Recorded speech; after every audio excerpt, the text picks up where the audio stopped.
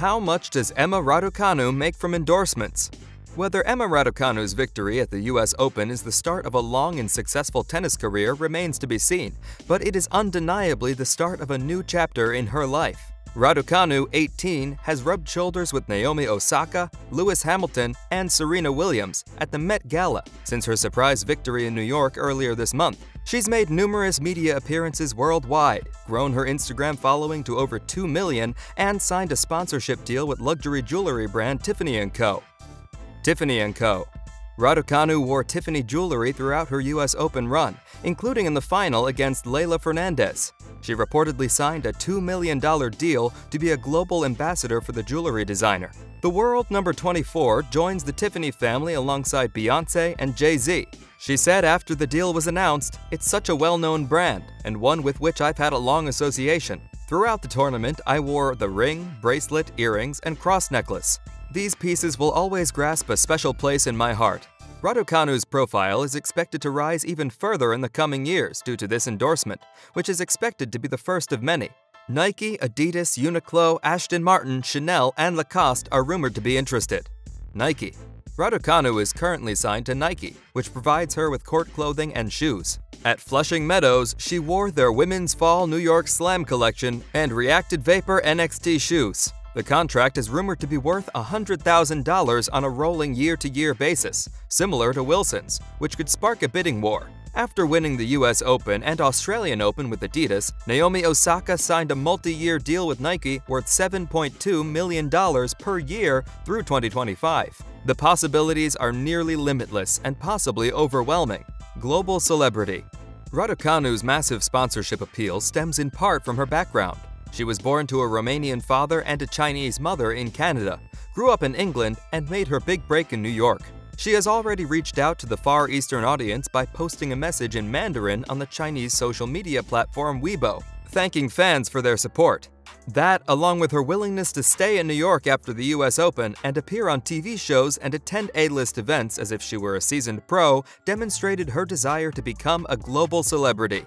Before the US Open, she reportedly only had sponsorship deals with Nike and Wilson, totaling $100,000 per year.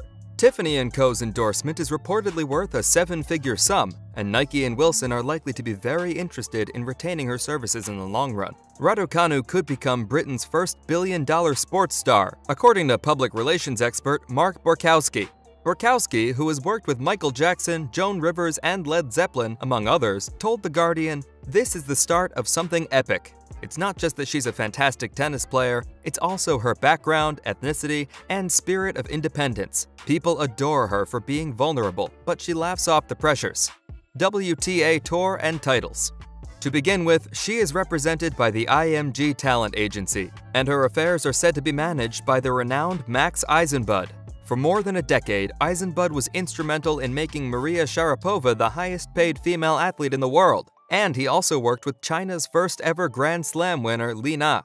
Sharapova made her mark when she won Wimbledon at 17, but Eisenbud had laid the foundation for her success long before that. Winning the first major, as with Raducanu, was the big step toward becoming a household name overnight, and Eisenbud quickly helped the Russian become one of the world's most well-known sports figures. But Sharapova had success on the court. A year after winning Wimbledon, she was ranked #1 in the world. Will Raducanu be able to build on her US Open victory with more victories in the coming year? Even if she doesn't, the current layout at the top of the WTA Tour could help her progress. While the top 20, which Raducanu is currently just outside of, appears to be getting more assertive on the court, the global star power may not be as strong as it has been in previous years. As the highest-paid sportswoman globally, Osaka stands out as the obvious exception, having received around $40 million in endorsements in the last year alone, including deals with Nike, Beats by Dre, and MasterCard, among others. However, outside of Osaka, which has a global following due to her mixed ethnicity, her mother is Japanese and her father is Haitian American, there aren't many other players who appear to have the same potential as Raducanu. After her stunning breakthrough at the French Open in 2020, it was predicted that Iga Swiatek would become one of the faces of women's tennis, and she has signed several sponsorship deals to raise her profile. Despite her strong performance this year, she does not have the same global market share as Raducanu. The top 5 players in the world, Ashley Barty, Aryna Sabalenka, Karolina Pliskova, Elina Svitolina, and Barbora Krejcikova, are the same boat, with their appeal limited to their home countries. Coco Gauff, 17, is Raducanu's most likely rival. She could be poised to fill the void left by Serena Williams. She's already signed multi-year sponsorship deals with companies like New Balance and Barilla, which also sponsors Roger Federer, and a Grand Slam victory for Gauff would be huge for her career. Raducanu also benefits from the fact that she is filling a significant void in the British market. She is the first British woman to win a Grand Slam since 1977, and the first British tennis superstar since… Johanna Konta climbed to number 4 in the world and reached the Grand Slam semi-finals, but her success hasn't piqued the public's interest in the same way Raducanu's runs at New York and Wimbledon did. You go back to the 1970s and 1980s to find Virginia Wade, Joe Dury, and Sue Barker before Konta. In the 21st century, British tennis has been crying out for a female superstar. Whether Raducanu outperforms Swiatek and Osaka on and off the court, she can learn from both. Swiatek has spoken about the challenges she's had this year. She reacted, balancing her newfound fame and business interests with competing on the WTA Tour and trying to win more titles. It's much different when you suddenly get success, she says. Osaka has also found it challenging to be in the spotlight all the time, and she's currently taking an indefinite break from tennis. Raducanu had a carefree attitude at the US Open, but now she must decide how much time she wants to devote to off-court interests and where she wants to invest her time and money. Raducanu is almost ideally positioned to tap into the young person's market in Europe, North America, and China, according to sponsorship lawyer Andy Corman, who has worked on contracts for several top-tier British sports stars. Raducanu will have her pick of who to work with.